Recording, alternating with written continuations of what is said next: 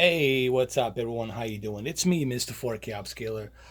What you're looking at is Xbox One X, NBA 2K18, and it's running on Sony X900e. I'm going to give you guys, which I firmly believe is the best balanced recipe for Sony X900e television via Xbox One X enhanced gaming. So I'm gonna give you this recipe, and let's go ahead and let's do it. So while they're playing, I selected both of these to be CPU. So they are both uh, using a CPU. There's no me controlling this game because I want you to see what I'm talking about while I am adjusting the picture settings. Okay, so I'm going to give you the recipe. This is recorded in native 4K. Please do wait 30 to 35 minutes till it's processed. I'm using a GoPro Hero 6 here. So let's get to it. Let me show you my recipe, and in my honest, humble opinion, I think that this is the best recipe that I can give you for Sony 900E, X900E. Here we go.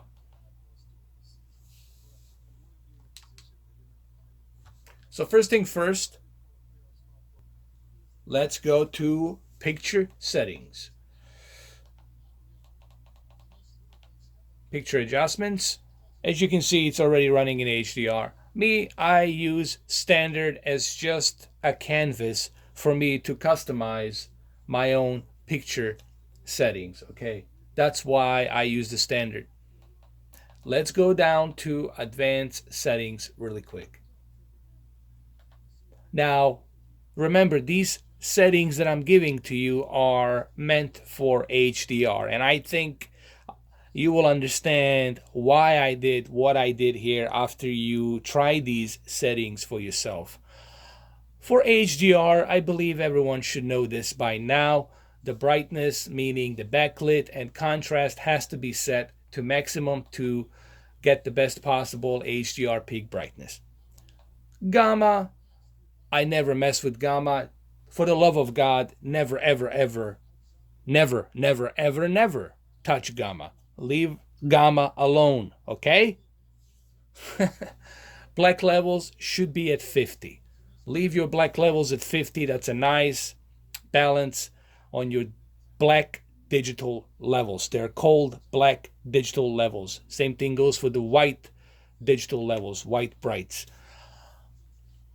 Leave it at 50. Now, speaking of white bright levels and black digital levels, I left the X1 processing chip from Sony. All of the filters, they're included from the X1 processing chip. I left everything at medium. As you can see right here, I left my black level at 50, so that way my black digital levels are not being crushed. Nobody wants to see black digital levels being crushed. Are set at 50. My black adjustment, it's set at medium, so that way we're not crushing them. My advanced contrast, it's set at medium, so that way I'm not crushing my white bright digital levels. You see what I'm doing here? I am balancing my black digital levels and I'm balancing my white digital levels.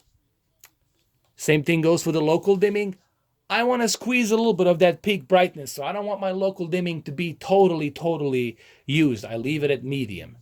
An extended dynamic range, obviously, will keep this at medium as well. There you go. Now we have everything set to medium. Now you're going to ask, well, why are you doing this? I'm doing this because, for a couple of reasons. I already have my LED backlit set to maximum. I already have my contrast set to maximum, so there's no reason for me to be using these filters. And remember what they are, they're processing filters. There's no reason for me to use these filters on HDR. HDR, it's already giving you that natural picture, that perfect picture quality. These filters are something you can use if you are not watching a HDR content and you're watching something that's 1080p, digital cable, satellite. Then you can use these to maximum to get that effect, But for an HDR, you already have everything set perfectly here, so there's no reason for you to be extending this to the maximum. And I think, honestly, this right here will work perfectly for you. But we're not done yet. Color at 50. The reason I left color at 50, why? Because I don't need to oversaturate my color.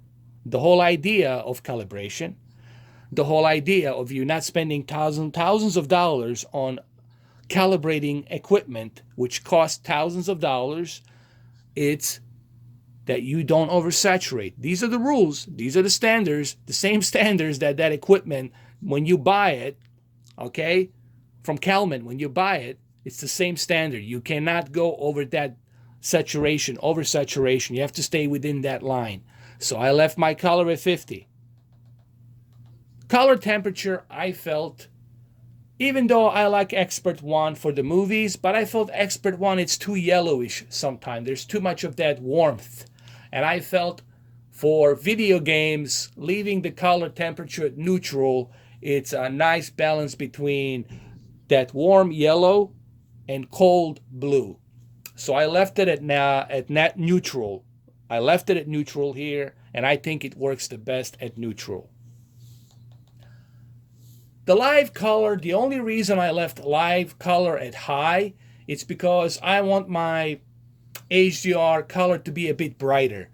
This doesn't mean that my color will be oversaturated. It just means that my color will be brighter, because that's the whole idea of the HDR, is to squeeze as much of that brightness from the peak brightness nits of the television. So what I'm doing here, I'm brightening up my color, but I'm not necessarily oversaturating my color. That's why I left my color at 50 over here, as you can see it. Okay, that's the whole purpose. If you guys analyze this video, if you go through it and you analyze it, you will understand why I do what I do. And everything I challenge. I challenge professional calibrators. Those professional calibrators, I challenge you to watch this video and tell me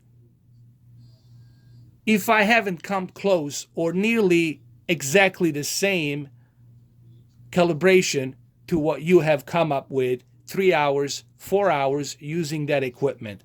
I would love for somebody to put me on a YouTube video with like a very famous calibrator out there. While he's spending 3 hours calibrating, I will be done within 5 to 10 minutes. And I'll have exactly the same results as he did with his equipment. I'm just saying, I'm up for that challenge.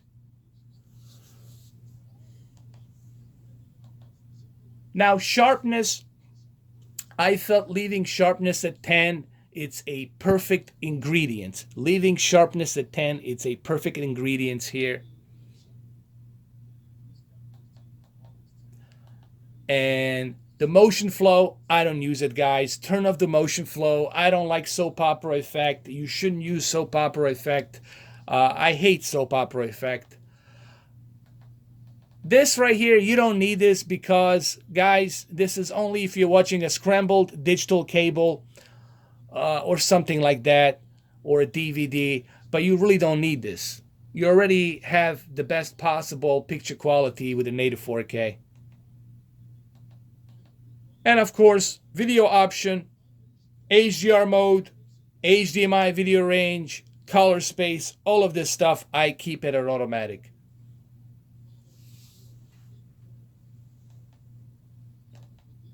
So there you have it. Hopefully this video gives you, hopefully this will help you.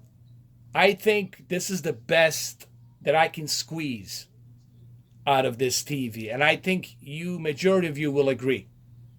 So there you go. Write this stuff down, rewind the video, and enjoy it. Thank you guys for watching. I appreciate it. Take care.